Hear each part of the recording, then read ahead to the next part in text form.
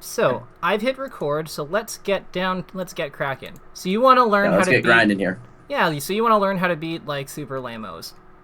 Yeah, that's the funny thing. It's like we had the whole like drop, and it's like, okay, this is everything Eric explained to me. He says that you would know how to do it, and you're just like, all right, so you got to figure out how to beat wieners. I'm like, damn. But hey, whatever you say. I guess just to kind of get the ball rolling too. I gathered some bots together. Meds is one of those players that he's talked about. Now, obviously, we did talk about it a little bit before. It's that I have a really good ability to out punish game people. I know that's what they don't say about me. But that was even when we went over in our salt lesson, which is kind of some cool continuity there. But it was like Eric's like, well, you still need to figure out how to beat player B. You good at player A now, and that's like that was kind of like your motivational issues in the past, where you would be good at player A, but then like player B would make you second guess yourself. So it's like now you know how to separate them, but we still got to figure out how to do it. It's like, but Dave would know how to do this. So, and I still like your way. I still like your way to describe it. It's like, okay, we need to get your punish game better in different ways. And it's like, oh, I love punish game. Punish game's like the best thing is like the thing I'm the best at. So like if you're tapping in the one I'm like already good at, then it's like, okay, so this might not be so bad. But obviously you said like we have to be a little bit patient and figure out what to look for as we're being patient. We have to understand what's happening. Yeah. Is that correct? Yeah. So let's like talk about this because I'm already seeing some good examples of like kind of where some points of focus make sense. So like Awesome. you're trying to play Jigglypuff here. The impression I get is as if she's like capable of keeping up with Fox's speed, and she is not. Yeah, that's a pretty cool. So You're like more have to intercept them or make yeah, big calls, but it's exactly. not consistently viable. Yeah, so like here, you went for like that double wave dash grab is like the perfect example. So after the Yeah. first wave dash, when like he's not clearly not in range anymore, my question is why don't we establish back airs if he's running away from us? That's a good point. Yeah, especially in the corner, because there's probably a good chance that I wasn't even fighting him relative to position here. I was like, oh, you're running away. Maybe you'll stop running away. But at this point, he's in the corner. It's like, well, if I go for those walling back airs, you're not even going to have like a good escape option for him. Now, in the corner, back air can be a little less worth it. But if I just recognize the situation, I see that he's losing that option of retreating, then you're totally right. Like I could start going for that walling instead, if that makes sense. Yeah, But that would exactly. then force him to start approaching more. And if he starts approaching more, then we can get grabbed. So Exactly. So I'm thinking. he- No, go ahead. we're thwarting his plans. Yes, that is the name of the game, because he's thwarting our plan, so we have to thwart him right back. Right. Like Oh, it's like it's a fighting game or something. We I have to know. learn the opponent. So like I'm thinking like if this is our starting position of 1 and he's here and he runs over here, we'll make meds can be orange.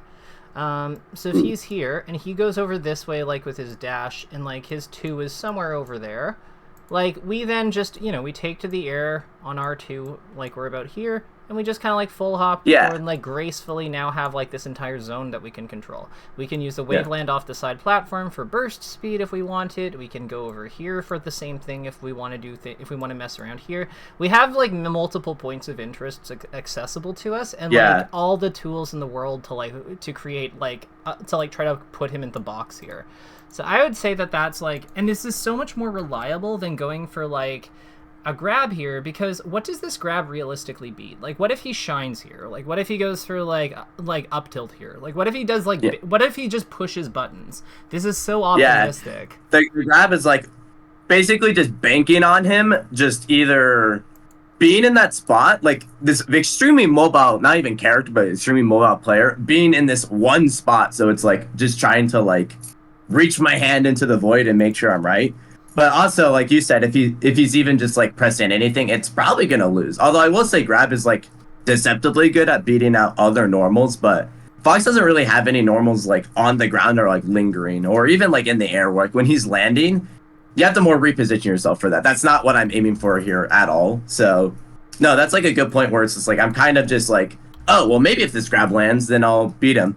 And in fact, something else I thought maybe we were going to get into is if I hit this grab here, well, actually, I guess it's more in center than I thought, but I grab in the corner when I'm facing forward actually isn't even as good anyway, because you have to up throw, and if you up throw and they DI, then it actually doesn't lead to that much. If you throw them away, they go to ledge. If you throw them towards center, then I just get like a backer because it's not going to be a platform RTC. So that's like extra credence. That's like I should probably not be going for the grab if I'm already chasing him this much, and even just chasing him a little bit can like be a little detrimental. But I was thinking with like the double wave dash. I wonder if like part of the fact of like me not assessing the situation or reacting to what's happening.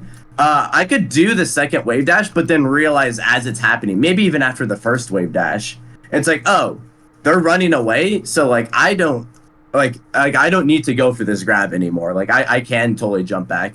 Obviously, it'd be better to go to center, but you know maybe I could go for that high reward. It's just at the very end of that high reward, I'm just like, oh wait, no, this isn't the play at all. So what do you think about like that, or do you think that I should have stopped even sooner to be more in the corner or more in the center, excuse me? I think that like whether you do one or two wave dashes is kind of your call. I think that there's like merit to both arguments. I always like to, against Fox specifically, I find that like the more time I spend on the ground, like the more time Jigglypuff spends on the ground, like just generally speaking, the more things turn into a disaster. Okay. I think that like I understand that you play a little bit differently, and because of that, the risk reward is skewed a little. And I'll acknowledge that. I still think that like, given that we're at a percent where like, we didn't really have any tools available. Like he was at 12. We don't have like access to, you know, up smash doesn't do anything, for example. So we don't have like the few like powerful like ground tools that we could potentially bank on from like the second wave dash. Like those would be the reasons, in my opinion, to do the second wave dash, and they're just not no dash tag, no F smash. Exactly. I would say up tilt's maybe like the one, but that one I have to like turn around more, and he probably would have been ready enough to punish anyways. Like if he's looking for grab. I will say up tilt is deceptively not punishable. It's like 7 frames less laggy, but knowing Juan, he's probably still very good at punishing it. Well, the other even thing, though it lasts longer. The other thing I'd comment is that like remember we're dash wave dashing forward, so we would then have to work in the turnaround. Yeah. So like that is so awkward. Yeah, I will say, to be fair, I have upper Firefox launches to do that, where it was like you can turn on. But two things about that. One, I don't have that habit yet. I just kind of have them for show, I guess. I need to get better. But the other thing is, too, going by my logic that I should change my outcome, that still is awkward, because like I have to, as I do the wave dash, have that up tilt in mind. So if I do that wave dash and like I was looking for the up tilt, and then I could change my mind, that's probably better. But, you know, I was looking for a grab. My stick is a neutral, and so, yeah, that's totally applicable. I have to turn around and do this from a standstill, and it probably takes way too long anyway. I was going to say it's kind of interesting to think about, like, being grounded less, but, like, still having that punish game. So I'm interested to see how we'll, like, continue beating the best of both worlds, if that makes sense. Yeah, absolutely. I would also, the only other thing I comment is that, like, yeah, while up tilt is not as punishable as grab is on whiff, I gotta think that a player of Meds' caliber is going to be able to whiff punish like a difficult to whiff punish move. You know what I mean? Yeah. And it still. That's what I was saying too. Mm-hmm. And it still hits in the same area as grab, so like I feel like they're functionally like the same option here, which is why I'm like not super like. I think that we need like grab and up tilt basically accomplish the same things. Maybe up tilt's like a little bit better. This is the back air that I really want to like examine. So we get this one here, and what I notice is you like stay above him. Cause like for me, something that I would be curious as to, like when I see this situation, my thinking is we want to like align ourselves to stay lateral with Fox. Because we don't want him to get under us potentially, but by you double jumping with the back air, you're giving him that. Yeah, it is kind of interesting. So what's gotta work down, but what's the purpose of the double? What's the purpose of the double jump bear? That's a really good question, because I'm thinking maybe what my thought process was is like if I lowered enough, then I could do a rising bear that would have bonked his head, but obviously like it wasn't even close to that. Even if I lowered more, it wouldn't have been the case. It probably was just a bear of like unconfidence. It would be my wager. Like this is just kind of like, I'm doing this because this is the vibe. You know, I just landed one backer, so surely another backer is gonna do it. Like that's just kind of my own hypothesis from this.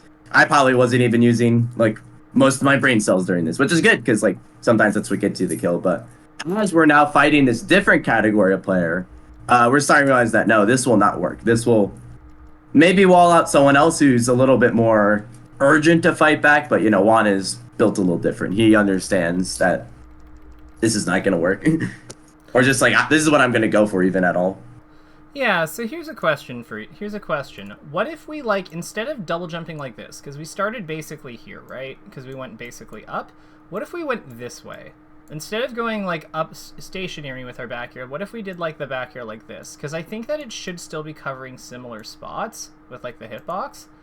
Yeah. But it's just allows us safety and creates distance, so we're able to, like, prevent him from getting under us. Because we've made the amount of space it takes for him to get under us, like, significantly longer. Yeah. Are you saying, like, land and do the jump? Or are you saying, like, just very low and then full drift right? No, I'm just saying that, like, we do the same double jump here. We just do it away from him. Oh, okay. I was going to say, it probably put us higher than that, but that's maybe still fine anyway. Yeah. I was wondering one of my ideas, although this is a grounded option, so it's kind of myself stick out here, but I was going to say we could wave land on the ground away. Because if we land initially, obviously Fox is really, really quick. But, like, if I land and then, like, slide forward, I guess that requires me more having to react to him dashing in. But that's kind of like a similar idea, and it's like if I want to go back into the air, I can jump and do a rising aerial, and that's actually where I think those types of rising aerials are the best, is like as low as possible, because it still bonks him on the head. But if I want to do any grounded options, I'm there too, so it's keeping my options open more. But I could see why you think it's better if I stay in the air, because it's kind of just like, okay, we got the one hit, and now we're in somewhat of an advantage state, and we're kind of pushing it to get more, if that makes sense. I'm not sure I'd call this advantage state. I'd think this is neutral, but, like, okay. I would say that, like, this is the best position, like, this is the best neutral position we can kind of have, like, assuming we want to fight, because, yeah, like, we have center stage, we've got all the, like, we've got our platform configuration nearby. I do actually like the idea of wave landing. I'm just wondering if we potentially do it on one of these platforms. That could work, too. It's just, again, of, like, being laterally aligned with Fox, or, I guess, longitudinally aligned, because like I still kind of like being on level with him to make sure that like he has to worry about more options. And it's like if I'm above him, like you said, where I think that double jump still has the problem. It's still gonna be my first. Was that my first air jump or my second? I guess it doesn't matter. They're both pretty big, and with those, it's like I think that there's kind of no way to like do that type of thing. Like the pink line looks good there, but I don't know if Puff actually would match that quite well. She would go like more like a whole character length above the battlefield platform at that point. But maybe I'm just seeing it wrong because, well, maybe I actually did do a couple more jumps. No, you've only used one. So what I'm thinking here is if we want to go to a platform, we go to this one. Yeah, and then we can jump it in. And yeah, because we'd go like... Do mix-up zone. Right, we'd like drift to about here. Maybe it's like, maybe the angle's here. But like, either way, we go to about here, and then we can just like, double jump. We have waveland forward, back, like depending on what he does. Yeah, just seeing, it feels like we have a lot of like things that we could do at that point. Yeah. Like this is like a Hungry Box thing. The other cool thing about drifting this way is that if he does just like if he does just like bum rush forward, like at like full speed ahead kind of thing, we don't necessarily have to commit to this double jump. Like we can just keep like full drifting this way and like kick him. Yeah. Yeah. I guess I kind of get it now. It's just like, at the very least, doing this is preventing us from getting hit, which is important. Like in a situation where it's a shot in the dark to get a big punish, it's like good to like almost have a 100% chance that you at least don't have him get anything, if that makes sense. Because we're a walling character, so it's like we should wall out the character who notably does not have as much range as we do. Absolutely. Remind me again, what percent does drill grab go online? It's like 44, right? So it's around actually like 65 or 70. That's because Fox has shine, so it's a little annoying that he can just shine out of it, but then there's also the point that you can space outside of drill to grab, but for all intents and purposes, it's around 70 after the last hit. So okay, you can start drilling at like 60, and then as long as the last hit's at 70. Okay, cool. But you could probably still go for it earlier, like as a mix-up kind of thing. It's also probably got more stun around these platforms, so if you like edge cancel it, you can probably go for like up airs and such, like more effectively. Back air would knock over it around that percent too. So one of the reasons I like going this way is because we only need one hit to get him to like the party percent. Yeah. Because all of that I like that party percent. Yeah, because, like, you know, our back here starts to knock over, so it's a better combo tool. We've got access, like, drill isn't true, but, like, it's a little bit more stable. Like, we have, like, things we can do with it, like mix-ups we can play that are a little more reasonable. Yeah. We have, like, up air's, like, well, up air was already good, but, you know, it's, like, Yeah, still it stays good on top of the rest of the moves are good. I like to say fair as well because it's exactly the same strength. Dash attack as well, even though dash attack is probably good here. It's slightly stronger than bear. Nice. Okay. And dash attack's more for the corner, but, you know, still party percent. Yeah, and, like, honestly, like, yeah, we're getting him to a point where our like, gameplay really starts to come alive, and I don't see why we would necessarily, like, for all the things that open up, for, like, just hitting one move that's, like, relatively straightforward to hit, I don't see why we would, like, give up all that, all that opportunity to play something risky. You know what I mean? Like... Yeah, no. It's better goal orientation. It's understanding why we're doing the things we're doing. And it's like, oh, we're kind of playing safer, but we're playing safer because it's just literally the best thing to do here. And we don't have to play safer forever. We just need that one hit, and then now we can party with other moves. So... it's like, don't be in tunnel vision too, because tunnel vision is like a problem I have too, where it's like, oh, I just have to play lamer, and then I just back air, and that's cool for some time, but then, like, those back airs are useless if I don't tap into everything else Puff is good at. So that makes sense where it's like, at this moment, just back airing is okay. Just for this brief moment that, you know, I have this slight positional advantage and I'm running away. But past that point, then we can do more with that. And that includes the back air again. You know, we don't have to drop back air so quickly. If that's like a good demonstration of the concept we just went over. Yeah, like, it's kind of like what we're doing is we are investing in the future. We don't get to, like, party now, but we get to party very, very soon. Yeah. We're waiting for stocks to go up. Exactly! Yeah, like, Jigglypuff is a character who's all about, like, managing... Jigglypuff is a character who tremendously needs to manage risk. Because of how, like, she is powerful, but she's also still fairly fragile. Especially, well, not to every character, but certainly to the ones that she is. Oh, like, yeah, Fox. My God. Well, Marth too. Like, God, what Zane does to people. Yeah. Martha's the perfect character where it's about, like, the lose condition. It's like, okay, I cannot die to like, a grab F smash at this percent, because once he gets to 100%, it actually becomes, like, kind of... not miserable for him, but it becomes a lot more annoying for him. So it's just like, yeah, you do not want to die easily when he has that chance. Absolutely. Mm-hmm. So, like, let's talk about this fair, because we're talking about dying easily.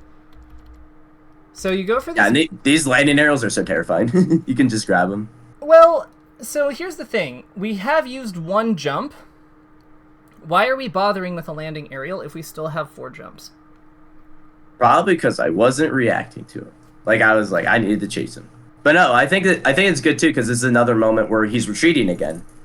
So, like, we're in that space where it's center, and it's like, okay, cool, he's running away. We have center, so we're not losing anything. It's like we're in the corner, and, like, he has the resources. We're the one that are next to 2 awesome platforms that can, like, raise our ability to get the one thing we need, and that's that back air. And, like, yeah. I guess that kind of goes into another topic. Sorry if this is, like, stretching off what you were saying, but so he's at 0 now. Obviously, party percent is at 35, or just whatever percent past that. Would you still say that, like, even landing 1 hit and getting grab up to pound, even though pound is like another really risky move, like, would you say that's kind of like a soft partying mode, or do you think we should wait until that 75 threshold? Like the 40? You mean the 40 damage threshold? 40 also works, but 35 is when bear and fair knock down too. Okay, cool. Yeah. I would say that we just do whatever, we play whatever the game hands us. So I think that, like, the first hit makes, like, doing something, like, staying safe on the first hit makes a lot of sense. After that, it just depends what he does. One thing I would kind of comment on is, you're saying that you're not reacting to him, but, like, to me, this landing aerial is just something I would never do here. To me, like, not never, but, like, it would take a lot of convincing for me to do this, like, landing fair here. Right. Because, like, what do we gain? Like, what are we... Even if we hit him, like, what are we accomplishing with that fair? I think the fair, in my mind, probably from fighting a bunch of lesser foxes that don't get out of the situation, they would likewise try to fight me. if I land this landing arrow at 0, they would either try to CC it and then fail because it's Sakurai angles at this percent, or they would get popped up and then land, and then that's an up close situation where if I win, I kill them. But this is beds we're talking about, and that situation probably isn't reproducible in the start. But I could see how in other foxes, if I land this arrow, it actually could lead to a kill. And I think that's probably something that like is uneven with me, is like the fact that if I would die to a situation, but if I win that situation, I kill very easily, it might mislead me to like getting that 10% chance. Ooh, what if I get that one grab though out of the spot? And I think that actually hurts. Like, I think that helps versus a lot of players, but Meds is not one of those players where you can so easy get there. That's why he just ran out of that spot. He's like, oh, he's just trying to land on me, and I am a significantly faster character than he is. Okay, so let's say that Fox here decides to near in against his better judgment, despite the fact he's at 0. Let's say he like fights you here. I still think this fair is not good, even if everything you said is true, because even like let's explore this. Couldn't we still look to set up a better play than a fair to attack this zone that doesn't leave us so open in case he does something else? Like, why are we committing so hard to fair? I'm almost wondering, what if we just empty land over here? If we're really thinking, like, why not empty land grab? Yeah, and I was gonna say we can empty land there, and then we don't even have to commit to the grab yet. And that's only after he does something. If he doesn't do anything, then we're like, oh, okay, he didn't do it. Let's go back to the other spot. So no, that totally makes sense. Like, we're fighting him more from a distance. This is actually kind of how I fight slower characters like Peach and Samus. I call it the mid-range grab. I don't think you should ever be too far away from your opponent, but obviously you shouldn't be too close to them either, because then they can like obviously hit you unreactably, and it's like, I want this range where I can encroach if I want to, and you can't see it coming, but I'm also still far away that I can poke you. So I think versus Fox, maybe he has such overwhelming speed that, again, I have those shot in the darks where I just reach in, and it's like, if I get it, I get a kill, because obviously Peach and Sam, it's like, you're not going to get as big of a punish. So that winning play versus other characters probably is kind of applicable here too. And I think another thing interesting about Fox is that he's notably at a standstill here. So you kind of bring up a good point with the arc where he can't actually jump that much without at least gaining some speed first, or like running.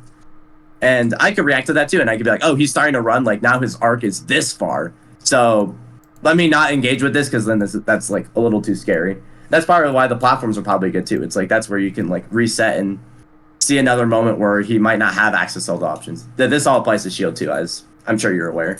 Yeah, so let me walk you through what I've drawn here. Actually, can you tell me what I've drawn here?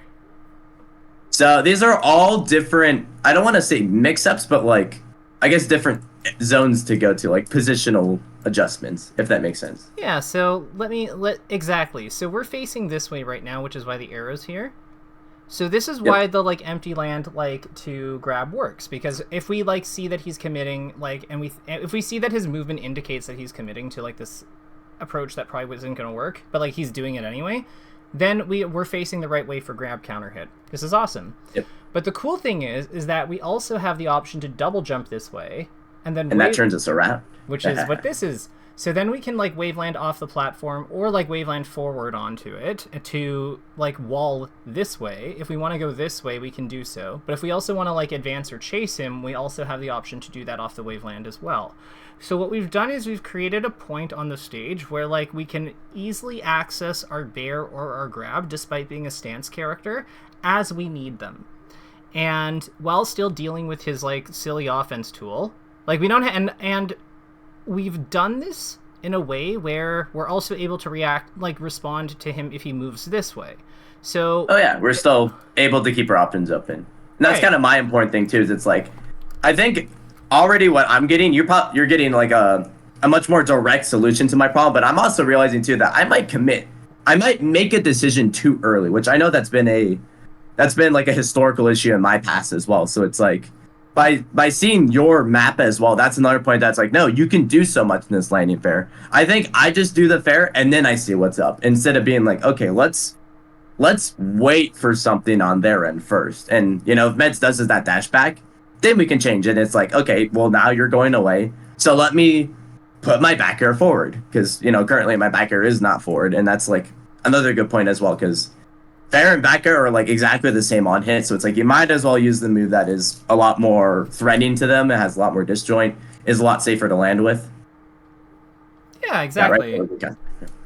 Yeah, exactly. Although, No. as you can see, Oh, if you had gotten the L cancel, like, I swear, like, this is a pivot Yeah. grab.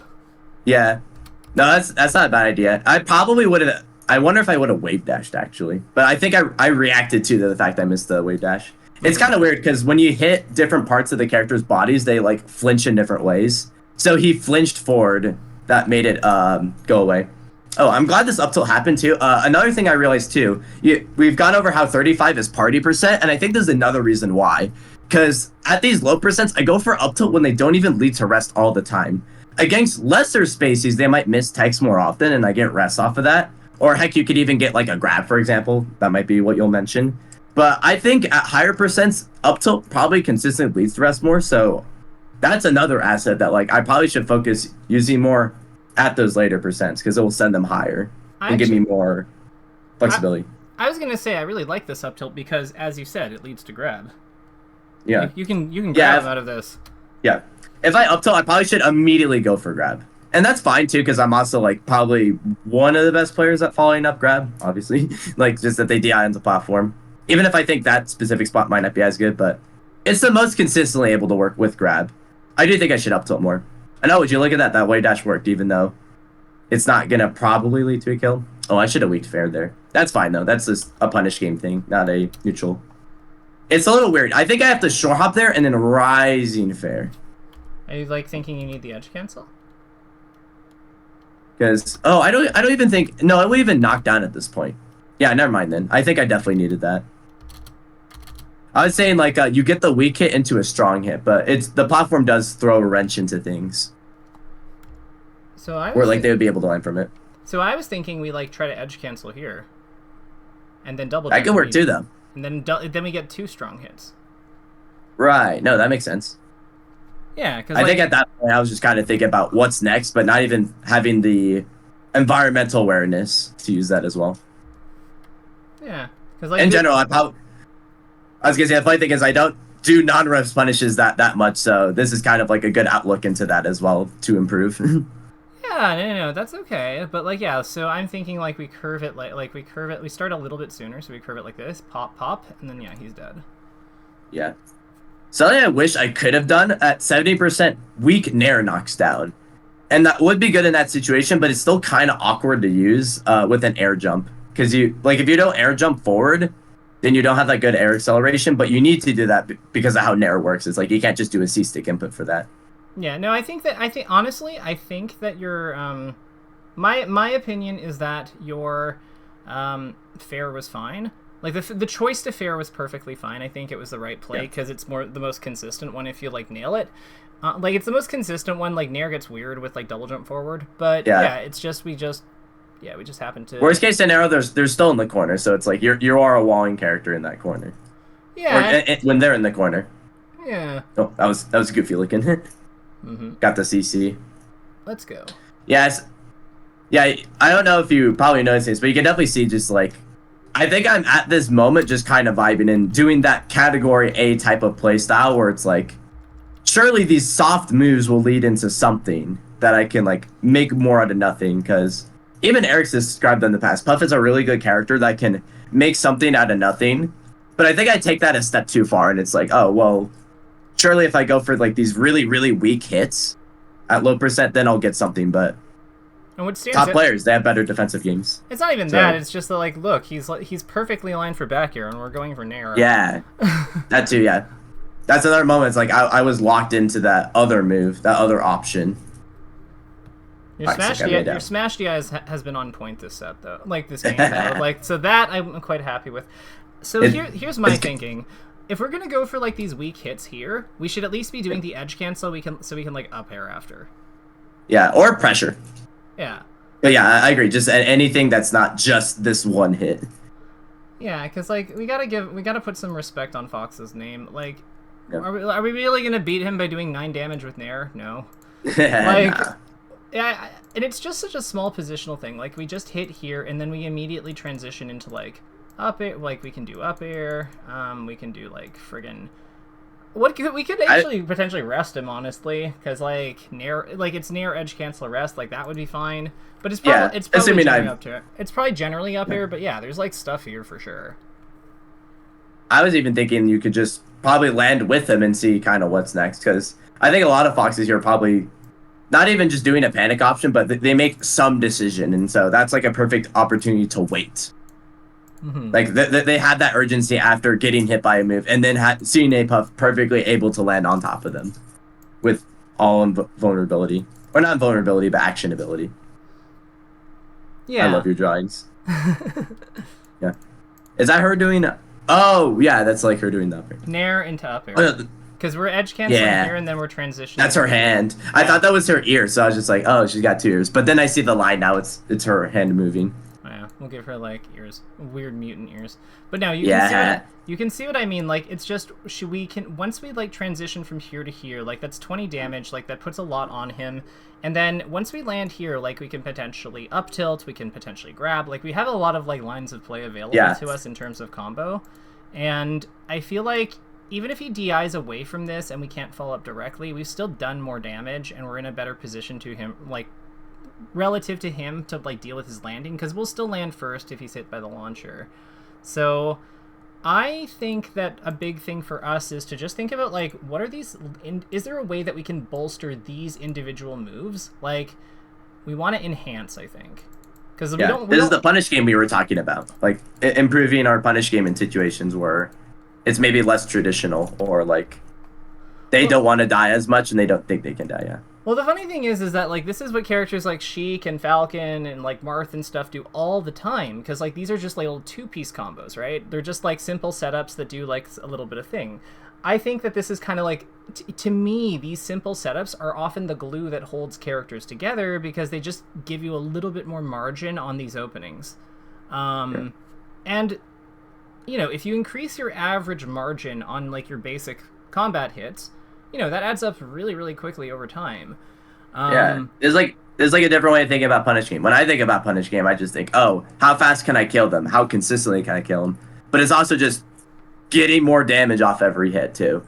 Yeah, like we're just working on the basics. Like we're working on like these would be B&B combos, or like simple setups. Yeah. And as we talked about before, Puff is a character that, you know, part of the race is getting to 40%, you know.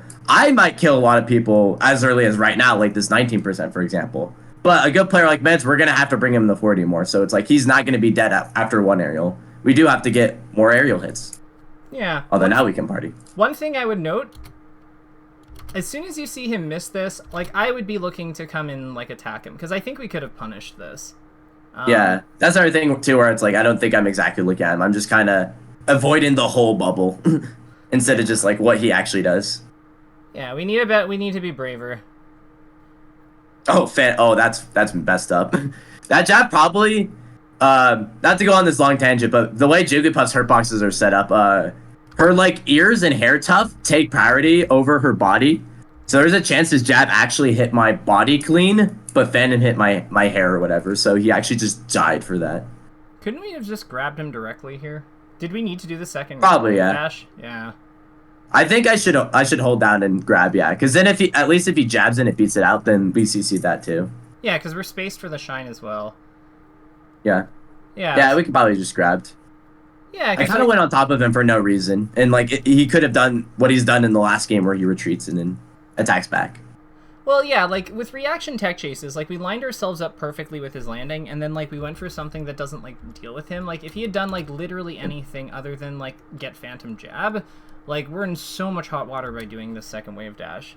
So I think that like you have a habit of going for the second wave dash, I think, because you just want to rip it. But you know, we need to have a little more. I want to force something to happen.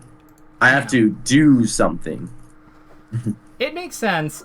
Like I definitely understand that pressure, but like the cool thing about like being a character with like, especially with your playstyle, nah, you got all the time in the world. You only need like 2 hits. You only need like 4 hits to win the game. So like, why are we rushing?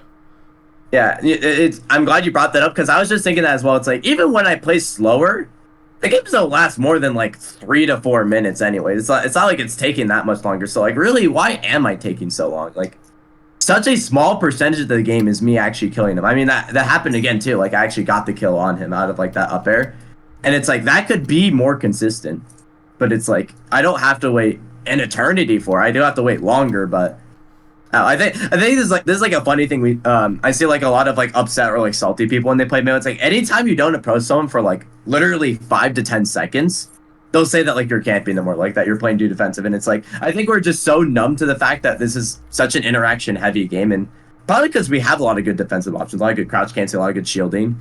That's like even in my mind as a player that like waiting for more than 5 seconds does have that stigma where it's like this is surely too defensive, right? I have to do something. It's like no, 10 seconds is fine. You can take as long time as you need out of the 8 minutes provided to you. On that note, this is a great segue into this. Why are we falling back airing when Fox is like very, very far from us and we have like 4 more jumps? Like I would think that like jumping this way, instead of doing this, and then just re-upping our back here using like this, we have this platform, we have this platform, we have so many spots that we can use to defend our again from up smash. But if we go here, we have none. Like, to me, this is just like we want to really be careful of we want to be like, so we have like this, we have this, and then we have the floors. So we have 3 landing spots that actually do something. Over here, we have 1. So this area is significantly safer than the other area because we just have like he can't read it. Like he has to make his own guess. Yeah. Yeah. So like I also think redoing backers is good too because you lose jump height, and with that lost jump height, it actually makes it a little bit better to like fall out of it and do faster mix-ups. I think we talked about that a little bit before, where like the first jump and your full hop are like they're like a little slow to land, and while I'm rising, they don't have to worry about me landing. But if you do the repeated backers, they have to respect that more because every jump is not stalling me in the air for as long. Like here, absolutely. Now let's look at this for a second because this kind of like builds on the whole like landing points. Yeah. You only have 2 here and the ledge, and he still can't like punish you directly because that's still he's enough. Still scared of it. Yeah, because like what if he whiffs like his up smash and you go to ledge? What if he like he rips like up tilt and you like hang out of the range and pound him? Like there's so many ways that can go horribly wrong for him, and you have very little to work with. Like you have no stage, you have 2 surfaces and the ledge. Like and even when I've had only one, he's had things terribly wrong happen to him. Yeah. Yeah, no, that makes sense. And I was like, you can definitely tell too that this is a player that like understands me better too, because it's just like, even in some of those spots, they respect me well. And it's like, well, eventually Patrick here, CPU0, is going to attack me, so I don't have to play this situation I want to. But maybe once I start getting those areas where I have 3 landings instead of the 1, then they're like, well, crap. I guess I kind of have to stick my hand in here because it's not just going to be the 1. Mm-hmm. Speaking of sticking our hands, please promise me you'll back throw here in the future. Yeah, no, good point. That would get percent, yeah. Oh, back throw is so good. Even at 0%, like, that makes like insane. we're right next to the edge. Come on. Yeah, honestly, down throw would have even been better than up throw there. Because it's like, that's at least like a 50-50. Let's not say things we can't take back. Like, I don't think the up throw is like bad. I think up throw is the second best throw. I just think that back throw is like the very clear best throw. Yeah. No, I was just saying it's better than up throw. Because it's technically a 50-50. It's like you can read all their options away and dash attack them, or you can go away. Holy cow, I actually got that guard. Whenever it goes that long, I usually think I don't eventually get it. I mean, I do win this game, though, I think. Depends. Yeah, I only do that backer. I'm noticing now, I only do that, like, the repeated bears whenever I'm, like, in the corner and I don't have that many land spots anyway. So I wonder if I always create, like, a false sense of, like, confidence when I think I have these options available. Because, like, you see, now I'm playing a lot more defensively. Yeah. And it's because I don't have those landing points. I think it's, like, even when the platforms aren't as close to me, like, they're just close enough, my body tricks itself into being like, oh, yeah, you're fine to do risky stuff now. Surely you have, like, the ability to, like, I don't know, swayed outcomes in your, like, they're more likely to mess up, probably. Like, maybe that's what I'm subconsciously aware to. I think you get into a bit of a rhythm with your aerials too. Like there was no reason to do this up air. Like Yeah, up air. Yeah, like you're. I feel like that's a very like it doesn't accomplish anything, and then it just like kind of forces like that could have just been a wave land to like get closer to the side plat if you wanted to go to the ground, but like yeah. You're just lagging yourself to cover you're not even covering options that he could potentially take, and I think that when I see that, it's like you're kind of assuming that you're fighting a player you're not fighting. Now I'm just trying to fight a bunch of different outcomes, like futures, instead of fighting what's in front of me. Like, oh, this might happen, so let me go for this thing that might happen. I'm not making that decision, like actually relative to what they're doing. I'm just fighting what I think I've seen before and what might happen again. I think this was a grab I just missed the dash back on, if you're going over it. I was going to say F smash. Yeah, or dash attack. Dash attack's also really good here. But no, good point as well. Yeah, because we just like C-stick this. The reason I like F smash is because we C-stick. So it's like impossible to mess up. So it's a single input, yeah. I think I was just worried I wouldn't have enough time, but it is air dodge, so they have 10 frames of landing lag. So yeah, and when does different. When does F smash come out? Frame 12. It is very fast. Yeah, so if we do it, reasonably fast. Right. So if we do it, like you should be out of like your cooldown, like where is it? So I would love down smash here too. The problem with down smash is that he might land on stage and then it's very weak past that point. Yeah. But it says at 0 degrees. Yeah, but we don't he has no jump, so like his F smash puts him over here. He's gonna be below the stage line. Yeah. Like we just go off and back air him. He's dead. Like we're good. Yeah. Like at this point, this is where you would do the F smash, I think. Yeah. And I probably just didn't have that option in my reservoir right now. I wasn't like thinking about it. I was probably thinking about the grab. So yeah, there it was. So this. In fact, we got when you were talking about dead time. Sorry for going back in this, but. That was like what we went over in, actually, no, this is my takeaway from our first lesson. I remember how I always put my thumb, like even physically over like buttons or inputs, and that locks my open-mindedness. So it's like in these situations, you know, like after that back air, I'm like, my brain is already conditioned to press up air. It doesn't know why, but that just is what feels right to do. So again, even like an air dodge situation, if I had just like let loose of my like control grip and be like, okay, what do I need to do here? Use my brain instead of my physical hand on my controller, then I could be like, oh, just F smash. So I think that's like another topic that we kind of already went over that is probably showing its head here, where like I'm already making these decisions too early just based off of like the physical feel of just like what I want to do with my hands. If that makes sense. No, it definitely does. So here's the thing I wanted to kind of quickly address with the air dodge situation. This is where your knowledge of frame data is actually a really good utility if you decide to use it, because your F smash hits on 12. We know air dodge is 10 frames of landing lag, and we know that he hasn't landed yet. So all you have to do is just like, you know, frame data in my mind is the language of relativity in this game.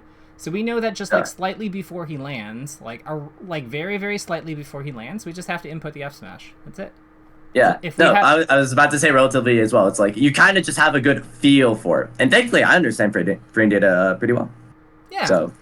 So let's try to actually like apply that, because you can also take that with like punishing his aerials. Like when he back airs, like back air like is back air is the easiest I think to like with punish in general, because it has like 10 frames of landing lag. That's a lot. Yeah, I think it's 9 or 7.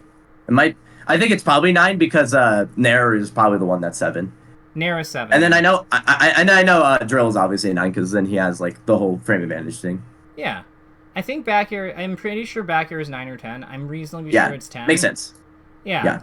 But like that means that with back air, you can time your grab after he lands, or like at the time he lands, because of like the extra lag. It also means that like you can time F smash like slightly before it lands, and you know still get him. So I feel like these are the types of openings that we should be looking for a little bit, because I mean like what Fox doesn't like back air versus Jigglypuff sometimes. Yeah, especially at hypersense. If I have better survivability, it gets him into that mode of like, you know, turned around going for a back air. and having to do that. So yeah, gotta punish those more on the ground. So what are we Honestly, going for here? This was just kind of like if he went a little higher up. I agree that I probably should have gone for a shore hop instead because he's actually upbeat at kind of an awkward height where if I jump in place, he can't go straight to ledge without at least going a little bit up, and then I can at least hit this Firefox with forward air. But I think I thought he was simply far enough away that I could use this get up attack to push him away because get up attack is very good for getting that reverse hit.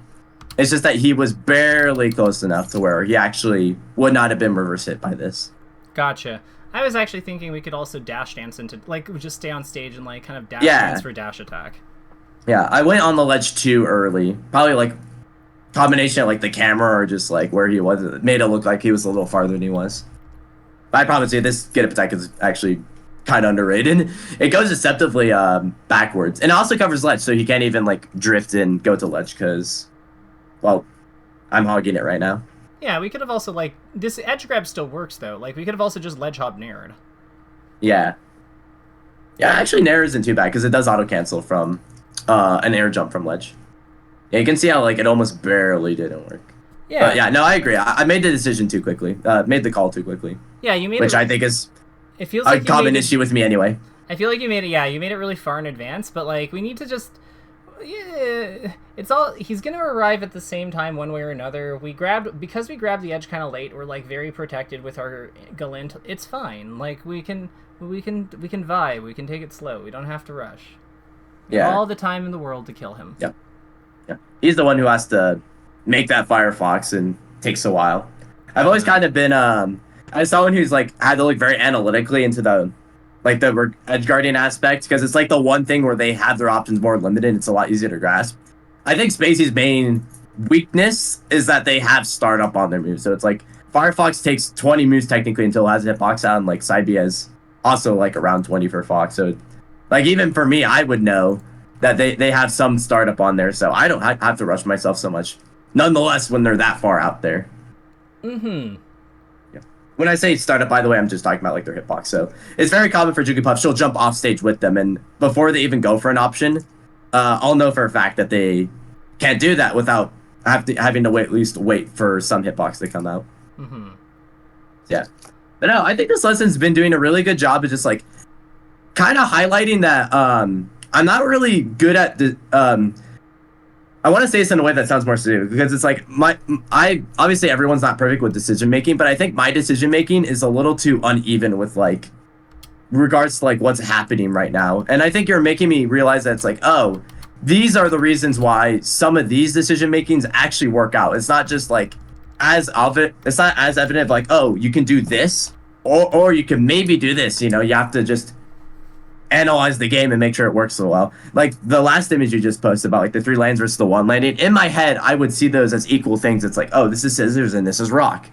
Are they going to go for paper, like, or are they going to go for scissors? And it's like, no, actually one of these options is strictly better than the other. I don't have to go for that one. I can go for all these other ones that are 3, and just by being over there I'm allowed to play a much stronger character. Like I don't have to force myself into one spot. Yeah, you're like it's inherently worse. You're an air fighter, so giving you 3 places where you can potentially land and then like be safe from his super scary ass like anti-airs. Yeah, that seems that seems very important. So something I want to point out here. What's the plan here? So this is kind of like a similar regard. I think I kind of grab ledge at a bad point because he's high enough that I can't just get up attack without getting burned. I think the best option I could have done here was actually just to drop from ledge and back air him, because that has enough range on the bottom. And another thing too about Battlefield is you can go inside of that lip. Yeah, the one that you're showing with your mouse as well. So you can hit him a little bit rising too. No. What I'm saying is we drop down with fair and hit him here. Yeah, I mean that works too. I was gonna say you can go a little forward in him with back air as well, just because that has disjoint. And but I would be. But we're invincible. Yeah, that too. Yeah, no. I just think weak fair can be a little awkward sometimes, and back air is like technically interruptible sooner as well. It's frame 31 instead of frame 35, so you're more able to like jump out of it and like get another hit in. Oh, but I'm only hitting him once. Yeah, Well, that's the problem. If you hit him with Weak Fair, then he probably can still Firefox and land on stage. If we hit Because him... Weak Fair is really weak. I'm trying to hit Oh, him. no, you're... Oh, never mind. I see what you're saying, yeah. Yeah, we're hitting him here, and then we're grabbing the edge, and then we're rolling. Yeah, okay, yeah. No, never mind. I wasn't thinking about that. That's a good point. Yeah, because we have like a guarantee. Like once Fox is like in this section, if we grab as long as we grab the edge, he's always dead. Because he can only shoot away from the stage. We hog him, we roll, and then we move on with our day. Yeah, he has to fall enough and then get that precise angle. He has to like take his time to actually go for only ledge and ledge by itself. Well, no, because he still loses to edge hog there. Yeah. Well, no, that's what I'm saying. He only has ledge, so like we just take that away from him. Ah, okay. In my mind, yeah. In my mind, it's just like every stage is like, oh, I need to make sure that he's low enough where, he can't even grab ledge. But in this specific situation, he's in this weird spot where in my mind he's high enough or he should be able to land on stage, but Battlefield's got that whole crevice there, or like that roof.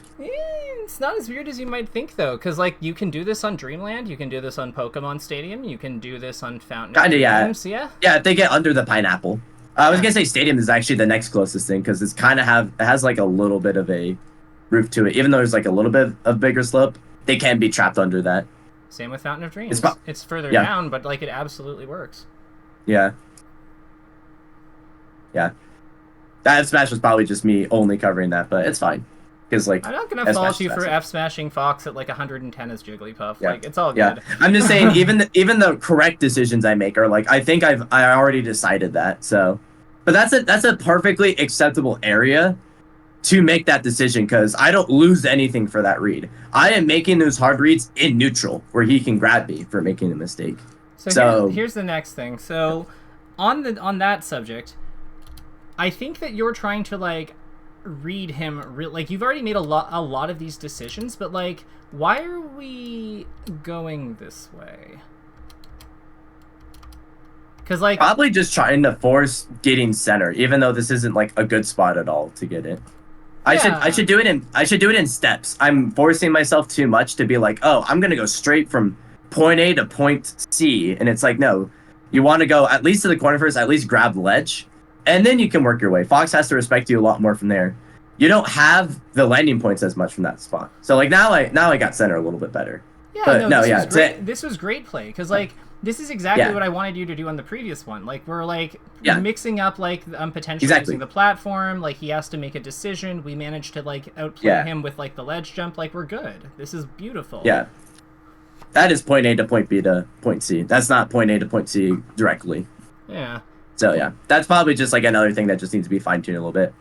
The funny thing is like I'm probably just like vibing a lot right now. Again, this is me with the category A type of fight style. It's like I will simply brute force you and I'll eventually kill you. And the crazy thing is that these games are still kind of close. Like we see me just fail neutral over and over again, make these decisions that could get me killed at 50%. It's like it still kind of almost goes to last stock even, and last stock is terrifying for these species. Honestly, I think it's a testament to your defense on like up through up air. Like he has not. I mean that as well, yeah. Like you're just defensive mechanics on hit. Like you've been nailing a lot of them. So like I would say that like what we have going on here is you have strong mechanics. Like basically if it involves technique, you're kind of killing it. What we need to do is we need to get like your level of technique, like your level of decision making to match the level of technique you have on some of these more like open interactions. Yeah. And the problem is most players, I don't need to have that good decision making. I can make a good decision once every 5 failed attempts and that's fine. So this is the one time where it's like this player is going to force that bad decision making more commonly out of me. So, right, yeah, makes sense. So we gotta have more stalemates, or again, spots where I can keep my options open. I have to make them make decision making. Yeah, so I would say that just because something works doesn't mean it's necessarily good. Like as we talked about that fair, like there were many other lines of play available to you in that situation, and we didn't really pursue any of them. But you can see that it's overall a much stronger system to like. Use your air mobility, like your naturally strong air mobility, to outspace the shuffle that your fair is supposed to be playing around, so you can get a grab. So I would say the more, as a general rule of thumb, with characters like Jigglypuff, Sheik, Ice Climbers, basically anyone who can death touch somebody like fairly reliably upon hitting their grab or whatever, the more you rely on like untrue setups, like kind of like they kind of work but they're not super consistent, like fair into grab, for example, the more you find yourself relying on those in positions where they're not likely to work, that is usually a bad sign. So like, yeah, pseudo follow-ups kind of in a way. Yeah, like there's a reason why like Sheik can't really go for like fair into grab like the way that she used to like back in the day. It's because modern defense has pushed like the counterplay too hard on it. She has other things that she does, and if you can find what Jigglypuff's other things that she does are with those kinds of openings, that's totally fine. Like that's fair. Like I don't know what they would be, and I think that a lot of them would still involve back air, so we might need to like align ourselves so we can outspace, but like we've definitely seen Hungrybox do things like that. But yeah. And I think that's the important thing that you went over is it's like I probably can figure that out on my own. It's just guiding me into that direction. Because when I fight these people, I'm like, I need to kill you eventually, and it's like, well, yeah, but you know, it's coming at the cost of like other, like my own defense and dying very early. Even though you mentioned my own defense is like kind of good situations. I know. Wouldn't you be surprised? I'm kind of used to getting hit a lot. But no, like this makes sense where it's like now when I fight someone, this should be like what I'm aiming for instead. And I can still get those punishes. It's just going to take a little bit longer, and it is going to force them to make decision makings that can make app anyways. Because, you know, when I think of getting rest setups, I think of getting up air, getting up tilt, getting grab. I don't think about them doing something. You know, it doesn't always have to be me doing something as well. Think about like shield and crouch, for example, too. Like shield and crouch, like we don't think about those as attacks, but they are just as vulnerable. They are just as available as options to reversal them into a rest situation. So with our last no, go ahead. What were you saying? I was gonna say. So, no.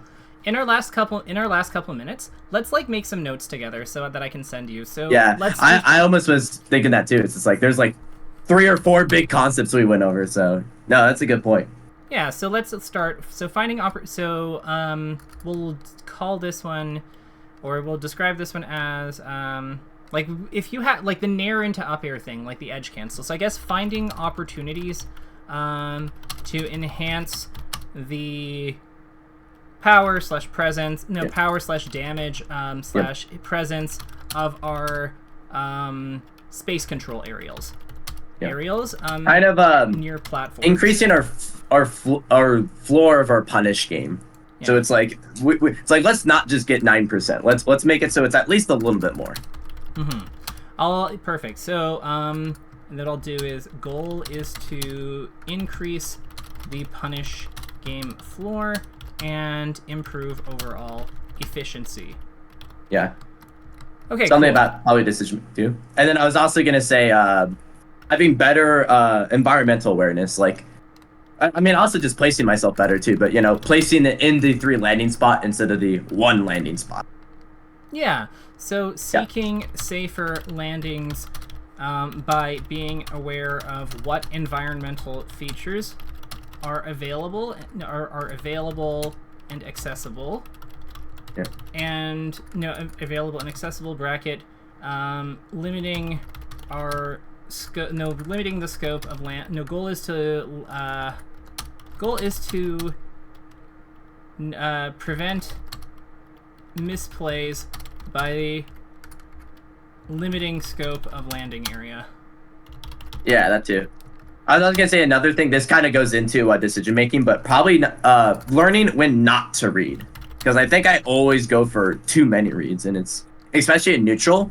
Like I don't have to commit myself too much. I think that might be just a byproduct of the landing, though. But that might be like a good way for me to understand. It's like I don't have to always make reads in these spots. Once we get that, that knocked out into that forward smash, that's a perfectly acceptable read to go for. Like an already decided on option. But I need to not always do that when my opponent is perfectly able to move out of the way and then kill me. So it's like another easy way of describing it, probably. Yeah, so what I have here is observing and responding to the opponent especially waiting slash repositioning while walling instead of going for read on landing. Goal is to limit risk and maintain strong footing when in neutral. Yeah, no, that totally makes sense. Yeah, and then I think this is gonna be a lesson I'm really gonna look forward to when it gets uploaded. It's just like, oh, there's so much. I know. But no, it's good. Even just 3 points is plenty enough for me. That's what I felt like after my first lesson too. It's like they completely changed my worldview on playing, and like that's probably only what I remember what we went over. There's like other stuff to find. You know, this technically came like our whole player A and player B thing. That came when Eric and I reviewed it. So that just should go to show how much how valuable these are. Mm-hmm. Yeah. Honestly, I'm so impressed with all of my learners. Like, I know it's like I can't tell, like, again, where I'm on camera, so I can't exactly talk poorly of anyone, but like I seriously mean it, like truly authentically, like from the bottom of your heart. Like, all of you impressed me so much, and I just want the world for you. So if this is like keep up the great work. To any to you for sure, Patrick, but like to any learners watching, yeah, like you're all killing it, and yeah, no, I couldn't be happier. Yeah, I know. I was gonna say Juan is one of your learners here, and he's been doing like incredible recently. You know, got his first top 8. He's continued to destroy me, and like I guess one of us is at least winning in that regard. Where it's like, but no, like it's been really surprising. It's awesome seeing you kind of rise up that much. I mean, I'm kind of one of those people jumping on the wave, but you know, when I approached Eric, he's like, yeah, Dave really understands a lot of these stuff as well. And you make it really easy for us to keep learning more. So it's like after that first lesson, you know, I realized about some stuff like controller grip, you know, playing without stock leads. That was one of my favorite things. I temporarily disabled stocks on my Slippy because it's like I don't need to be playing by stock leads anymore. So I think you've given me a lot of unique ways of like envisioning the game or looking at out of game situations. So I really appreciate it, and I look forward to continuing that with what we went over today in that regard. Amazing. You know what? I love working with you, so I'll let you go for now. But to working more together in the future, and I can't wait to see what you come up with this. Oh yeah, we'll probably be back here once again, and when we do, I'm sure we'll have great ideas for it. For now, though, I'm excited to play more about Jigglypuff, because it kind of feels like there's a big part of her that is now just available to me. It's just been unlocked. So let's see what I can do with that. Well, have fun with your new toys, and if you have any questions, let me know, and yeah, I'll see you around. Yeah. Awesome. See you later, Dave. Thanks so much for everything again, and good luck with everyone else as well. You know, team effort with all of the students together. Teamwork, dreamwork. All right, take care. Bye-bye. Good boy.